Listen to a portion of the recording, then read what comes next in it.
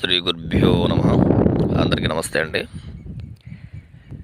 శత్రు సంహారం అంటే ఇది క్షుద్ర పూజతో మరణం.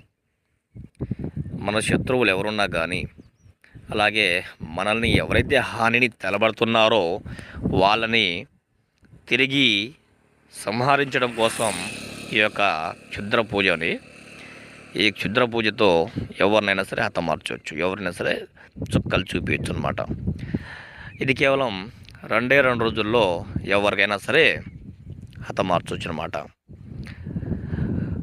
అలాగే మంత్రం అండి, ఓం హ్రీం గ్రాం భట్ స్వాహ, ఓం శత్రు మారయ మారయ శత్రు నాశినే నాశినే స్వాహ, ఓం క్లీం కాళీ కరాళి భట్ స్వాహ అనే మంత్రాన్ని మనం జపించాలి.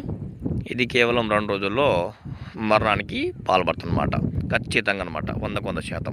అలాగే మా ఛానల్ మీరు సబ్స్క్రైబ్ చేయండి, లైక్ చేయండి, షేర్ చేయండి. ధన్యవాదాలు. అలాగే యూట్యూబ్ చూసి మోసపో